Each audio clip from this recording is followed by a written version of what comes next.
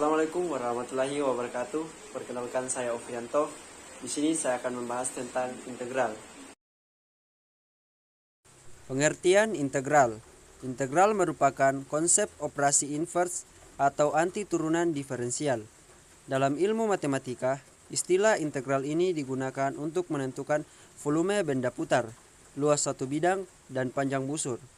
Sedangkan contoh lainnya yaitu menyelesaikan masalah terkait perkiraan populasi, gaya pada bendungan, volume, panjang kurva, dan sebagainya. Apa itu integral?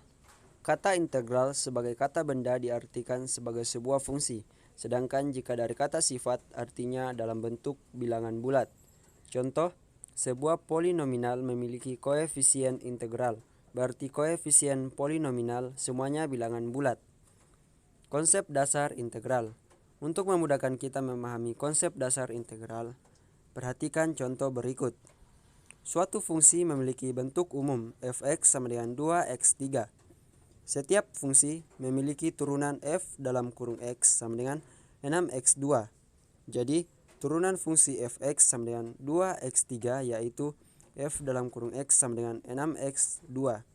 Berdasarkan uraian contoh di atas, maka untuk menentukan fungsi f dalam kurung x dari fx berarti menentukan anti turunan dari f dalam kurung x.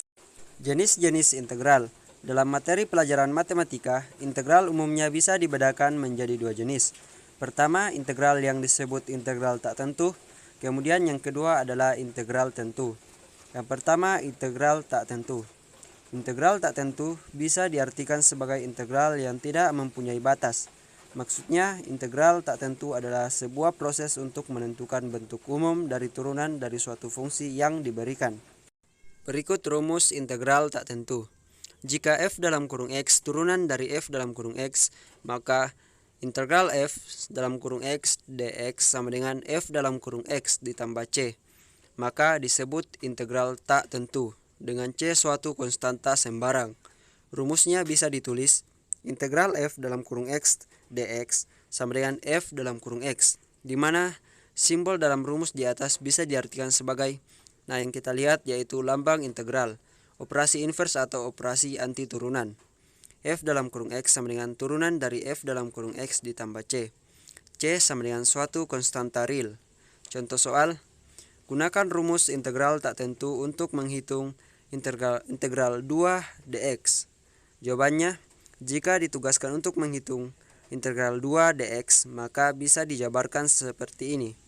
Turunan dari 2x ditambah c adalah 2, maka hasilnya integral 2 dx sama dengan 2x ditambah c. Yang kedua, integral tentu. Berbeda dengan integral tak tentu, jenis integral tentu merupakan integral yang memiliki batas. Batas-batas ini umumnya suatu nilai konstanta atau bisa juga variabel. Untuk mencari nilai dari jenis integral ini, maka perlu mensubstitusi batas atas ke fungsi hasil integral. Selanjutnya dikurangi hasil substitusi batas bawah di fungsi hasil integral. Rumus integral tentu bisa ditulis a integral b f dalam kurung x dx sama dengan f dalam kurung b dikurang f dalam kurung a. Rumus di atas bisa dijelaskan arti dari simbolnya. Berikut uraiannya. F dalam kurung x sama dengan fungsi yang nantinya akan diintegralkan. F dalam kurung a sama dengan nilai integral pada batas bawah. F dalam kurung b sama dengan nilai integral pada batas atas. D dalam kurung x sama dengan variabel integral. A sama dengan batas bawah pada variabel integral. Contoh soal integral tentu. Diketahui integral 41 4x dx. Jawabannya yaitu integral 41 4x dx sama dengan 2x2 integral 41 sama dengan 2 dikali nilai x yaitu 4 dikali 2 dikurang 2 dikali nilai x yaitu 1 dikali 2 sama dengan, di sini salah penulisan harusnya yaitu 32 dikurang 2 sama dengan 30. Jadi hasilnya adalah 30. Selanjutnya penerapan integral dalam kehidupan sehari-hari.